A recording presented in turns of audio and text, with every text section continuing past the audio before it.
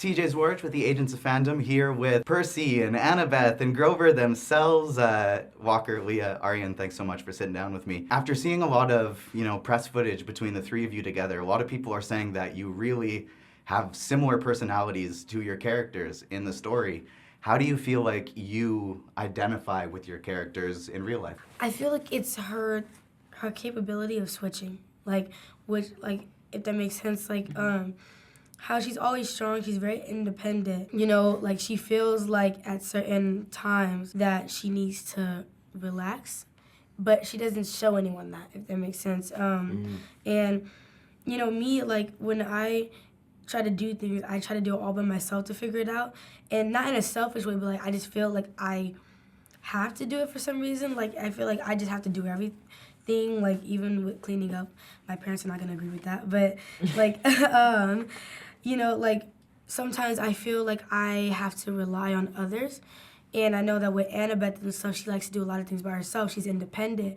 But there's also at a certain point where even herself notices that, sometimes it's good to just relax and spend the time with the people that's around you and do it together, And I feel like later on in the series, Mr. Rick, in the book, shows that she's starting to feel around with the people that's around her and be more, she was always inclusive, but, she was very no, I got it, thank you, I got it.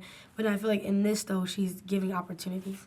I think we all threw a little bit of pranks on set, a couple pranks. But I feel like I'm always similar to Percy. I mean, humor-wise, I feel like we have very similar senses of humor, which I think I really tried to, put that into the show because I think that's a big point, a big part of who Percy is and his, development in the future. I think for Grover, when things get tough, he kind of resorts to humor to kind of, hold everything together. I think I do that pretty often, too. And I agree. I think me and Grover have somewhat similar senses of humor. Most important thing is not to panic. Most important thing is not to panic. But one of the things that makes Percy Jackson as a whole connect to so many kids is that, he has a learning disability, dyslexia, ADHD, like so many of us do. Mm-hmm. And he learns that, I'm not broken. It's a superpower. It's part of who I am. It makes me who I am. What has that been like for you representing a protagonist that's not just a regular kid, but so many of us identify with as, something's wrong with me, and you learn, no, nothing is, that's just me. Exactly. I feel like one of the lessons that the show teaches is that there's a place for everyone, you know what I mean? And Percy doesn't really find that place, and he doesn't think there is one until he gets to Camp Half-Blood. And everyone there is like him, they go through the same kind of problems, and I think it's important for people to realize that you're not alone, you know what I mean? There's someone out there that's going through the same thing. All of you have had a lot of various acting experience, whether it be Broadway, feature films. What was it like for you leading an all-star cast with so many incredible, incredible actors? At New York Comic Con, the creators talked about a little bit how it could be, in theory, challenging when you have teenager actors leading your group, and it really wasn't the case with you guys because you were all incredible. So what was it like from your standpoint working with all of these legends? It was a little bit nerve-wracking, I guess, but I think someone who kind of helped with that and helped us kind of lead the show was our acting coach, Andrew. Mm-hmm. I do not know what we would have done without him. Would not be the same show. It would not be the same show. The show would not be published. It would not be published if he was not there. Mm-hmm. I think we owe him a lot. He was a huge help. He's really good.